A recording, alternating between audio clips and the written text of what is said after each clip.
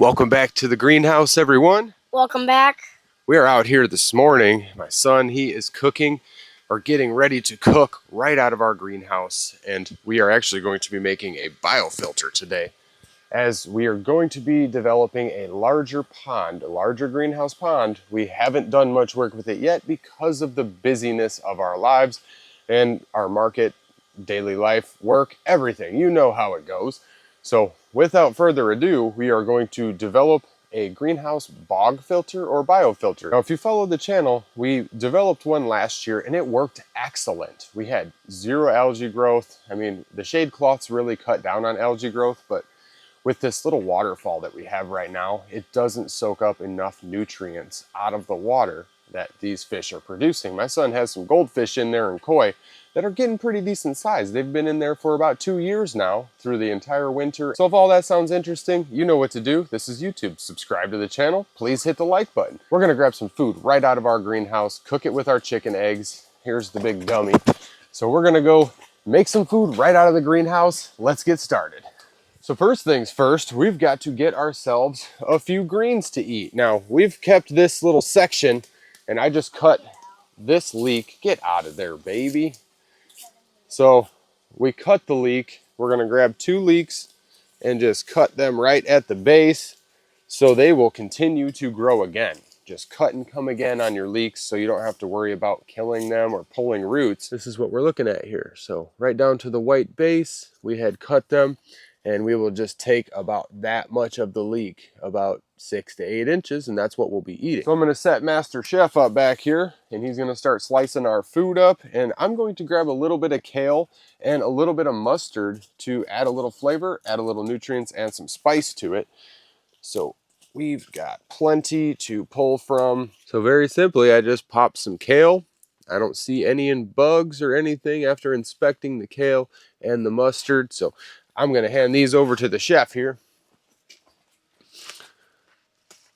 Go ahead and slice all this up. So we've kept this little 6 to 7 foot bed in our greenhouse, as everything else is dedicated to our farmer's market and making money to reinvest into the homestead here. We've got all of the plants up front. We've even got some lamb's quarters. We can eat that also. That is just a native weed that grows, but you can see that the outer layer is seeding because the shade cloth doesn't come all the way down. They're closest to the warm poly out there. Everything on the inner layer is all good and edible, except for this radish. We had some French radishes in here that definitely went to seed on us just because of the hot temperatures. So for the last week, we've been dealing with like 90s. It's been 80 to 90 degrees every day, and we've been doing everything we can to keep the greenhouse cool.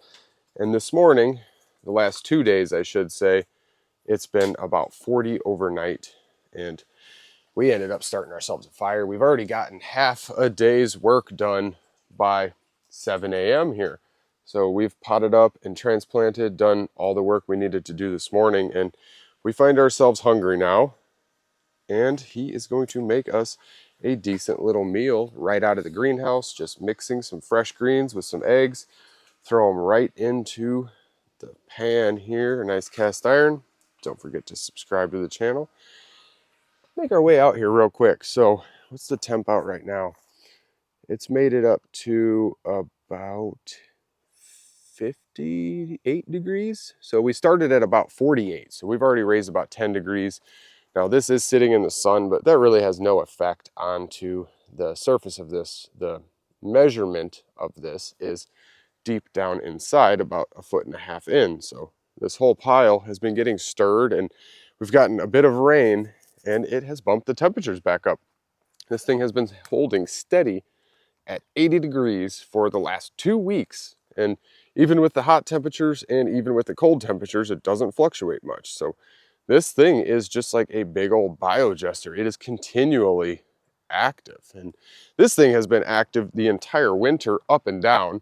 I will be covering a video and discussing the kind of fluctuations of temperatures, as we did things different this year than we have every year. Every year is just a large experiment on a large scale.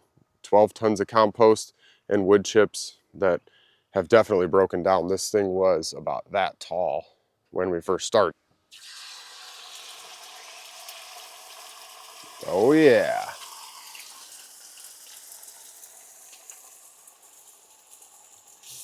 Add some good butter in there. That isn't going to take very long. We had a decently hot fire going with some of our cherry wood. So aside from making some egg bake this morning, we've got ourselves some clover tea. Now that is a good vitamin C source. We usually make pine needle tea. Yeah, you made that clover tea, threw some water in there and started boiling it up. So all that's left to do is throw a biofilter together and eat some food. So just simply popping out this old aquaponics bin and using a little elbow piece of PVC, we're going to throw ourselves a biofilter together. As you can see, it's kind of on and off right now because we don't have a lot of sunlight. The sun just broke over our house and the trees covering our house. So we've got to pull this all apart and reset up the system. And I wanted to just share this little floating pad here of crops that had been sitting in here for a couple of weeks to a month. And you can see we've got red strawberries growing on the floating mat, kale going to seed. I've got some alpine strawberries. I've got some red vein sorrel. And if you look down at the bottom side, you've got even some mint hanging on to somebody else's roots. Just tons of roots there. And this elderberry is looking a little malnourished, but it has grown pretty well into the water. This was a cutting, and now it's got full root development. So I'm just going to take this floating raft as I stick the elderberry back in and plop it down on this side of the pond. Well, I guess we had a pretty decently hot fire. My son said that everything is done cooking already. That's pretty cool. Ooh, that's getting hot. All right. Ooh. Yeah, I want to grab it. So as you can see, we've got a DIY brick that we can set it on. Oh man, that smells amazing. I am hungry. We're gonna take a break real quick and eat. I apologize. We will build a biofilter. So I'm not gonna make you guys suffer through watching us eat the entire thing. I just wanted to share the deliciousness that is at hand. Man, that is so good. Yes. That is so good. So I figured I would just give a little glimpse into our morning. This is pretty much what we're doing every day. The tea's a little warm, but it's got a good boost of vitamin C, a little bit of energy. And the energy comes from eating all of those fresh greens cooked with our eggs. Man, you cannot beat cooking right out of the greenhouse. So without further ado, this video has probably became a little bit longer than we wanted it. I'm going to get to work now that I've got some more energy in me. We're going to build ourselves this bog filter biofilter. Check out this perpetual shard spinach. It actually likes being on the floating raft in the greenhouse. Pretty wild.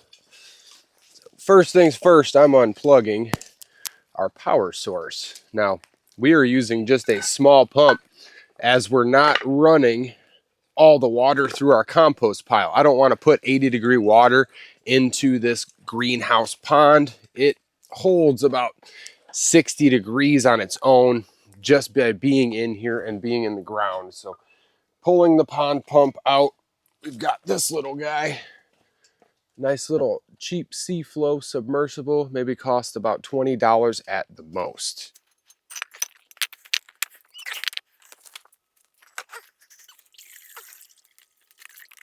Now all I'm doing here is unscrewing the hose from here. This hose was hooked up to a pump and ran all the way through our compost pile and came back in so we could have a little bit of extra heat into this system through the winter time. Oh. So there is our hose. We had a little hose clamp I had to unhook up there. Now just looking at this little waterfall system, we've got watercress with decent root growth. We've got some chocolate mint in there. Now those two are the most vigorous at root growth, and the more roots, the more nutrients you're going to capture, and all of the suspended minerals, nutrients, and debris are going to be unsuspended. They're going to be captured and held down, thus cleaning your water and creating a nice biofilter. As the water flows through, those suspended particles and nutrients and fish poo and stuff are all going to just keep overflowing it as it cannot hold anymore.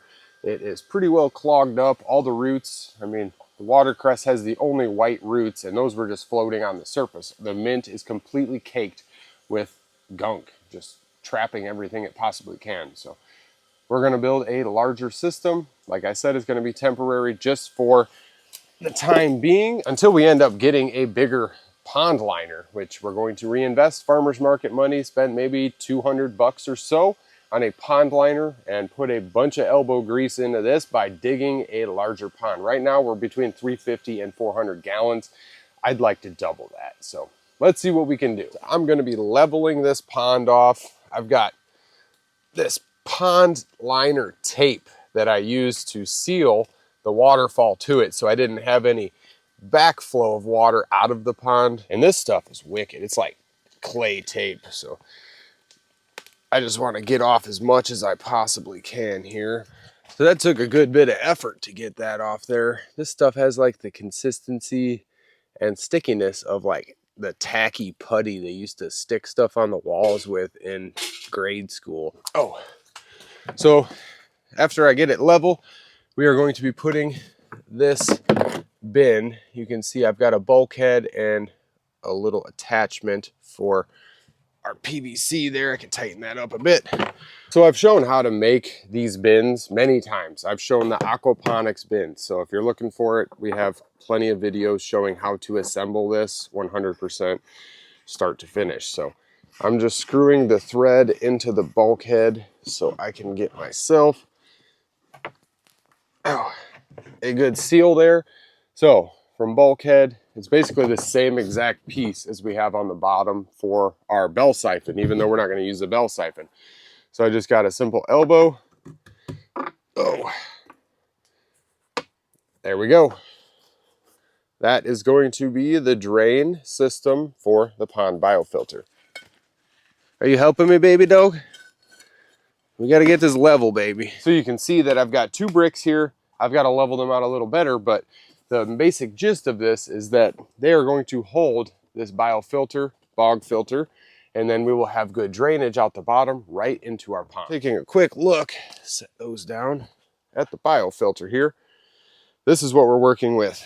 I've got to close my two shade cloths up. They are actually letting too much light through right there. I've got to throw a bungee on them or something. So I've got all these river rock in little pots that are going to act as stabilizers. We're going to be able to bury just by simply pulling a few rocks out, throwing our mint roots down in there, and plopping the rocks back in. Now that we've got ourselves a mint potted up there, we're going to throw this watercress in here, and it still does have some soil to it.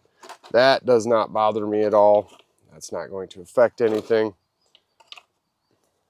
So this is the basic gist of it. Now all I got to do is set up a water pump and really fill this thing out. Last season when we took this down in the fall, we had an entire mat of plants. I mean, if you look back to the last season's biofilter, we had so many roots that it was just like a 3 to 4 inch carpet that we pulled out, and those things acted like the best filter possible for this pond. Dropping the pump back in, the power connections. Now we're gonna go ahead and anchor this somehow. So we've got our pump in the water, we've got our hose running up, we've just pinched it against the wall, and the water should start to fill up and flow and then run right back down this tube. Hook up our negative source, hook up our positive source. Oh boy, pump's a little stronger than I remember. So we're going to go ahead and take a couple zip ties and just mount this because the pump is a little bit stronger than we anticipated. Get that nice and secure. Now we can continue flow.